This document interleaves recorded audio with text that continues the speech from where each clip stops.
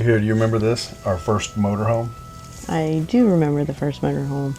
2002 Forest River Sunseeker. Which was actually a pretty cool motorhome for us to start with the two boys. Unfortunately, we may have started with the wrong one in particular. Oh, they saw us coming from a mile away. You remember our first trip? We couldn't even get a shakedown trip, so we went from Colorado. Well, it's still back Shakedown. to It was just things shook down out of the ceiling and off the tires. It sure did. Everything shook. But at the same time, we couldn't afford a motorhome realistically, and so we got what we could afford, and we literally got what we paid for. No, we didn't get what we paid for. We got a lot more problems than we paid for. We got a lot of really good stories. Oh, we do have some good stories. We have good fun party stories. You remember we were going down 70 and you were looking out the front window and you saw that thing bouncing the bunk and you're like, is that supposed to bounce like that? I had a death grip on it and I'm like, oh yeah, that's that's a cantilever. It's supposed to give a little bit. Now I'm thinking to myself, oh Lord, like I'm going to hold it on. I'm thinking, please don't come off. Please don't come off. I swear, that thing was a mess. You started reaching out there and feeling, and you're like, I swear I feel more air coming in. I was so afraid, watching that thing bounce in front of us, over our heads, I was so afraid that thing was just going to flop down on the hood. But at the same time, we had a great trip. That trip from Colorado to Georgia, we would have had to stop 1,000 times to let little boys go pee and snack and play and everything else. And this way, our teenager, I guess preteen, could lay on the couch and enjoy himself, and the little man got to play Legos and action heroes and all that. So I think overall. How about when we stopped at Bob Evans? I said, I'm going to get a shower. So I jump in the shower, get in my pajamas, be ready to go and drive until I couldn't drive anymore. And I turned the water on and I'm soaked up, and all of a sudden I was like, uh-oh, no water. So you said, I'll get you some right here. So you grab a pitcher and you're going to fill it up at the sink in the kitchen. You pulled the handle up and you went, poof. It's like, that's not going to work. Oh my gosh. So fun. Oh, what about another time we were on 70 and that lightning and rainstorm was so bad. Gosh, that was so bad.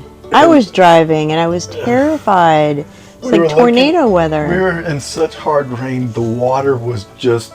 It was pouring in the windows. Yes. I remember that because we took an exit and pulled under a bridge and then started just kind of looking around, and there was like puddles of water everywhere.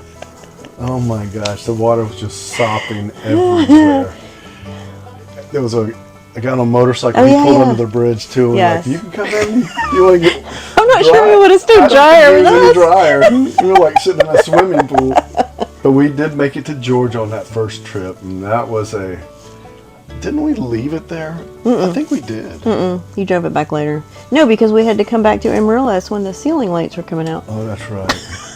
So I drove it back across country again and started working on it. And you didn't realize how much damage was going on inside the walls there. We just assumed it was like, fix this, fix that. Well, we had no idea. We bought it from a refurbisher, or what would you call that? We bought used campers and kind of restored them. Not restored because they weren't supposed to need restoration, but apparently he covered up a few things. He missed the mark on this one.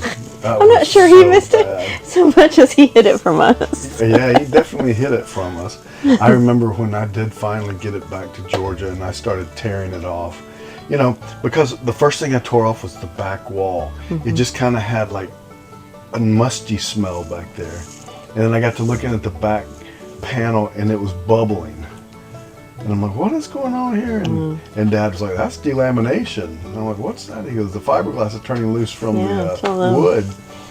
So I tore, you'll see in this picture right here, I tore the fiberglass off, and oh my God, the wood was completely rotted. And it didn't stop at the back. All of a sudden I saw it was carrying on. So I wound up putting the three sides, full three and then the rebuilt bunk over the top. entire bunk, put a new roof on it and new floor. It was a brand new freaking motorhome when we got done.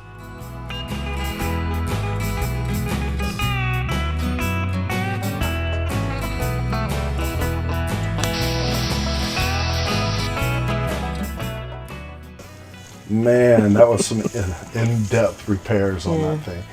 Like, Just think, we were probably carrying a couple thousand pounds of water. No wonder we couldn't get over the passes. Oh man, but we did get this thing all squared away and got brand new 32-foot fiberglass sides all the way down in.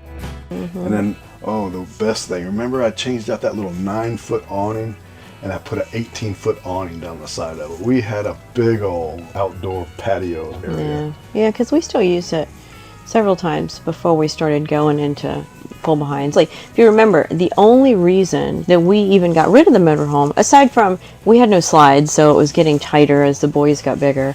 But if you remember, it got to where we wanted to go do some of the adventures that weren't local to the parks we were staying, we started hauling a Jeep. The problem was our motorhome was not strong enough to get up the passes in Colorado with the Jeep attached. So it was this routine where we would load everybody up, we'd haul until we got to the pass, and then Steve would pull over and I would drive the Jeep over and Steve would drive the motorhome over, and then we would pull over at the next place we could and hook everything back up and ride together.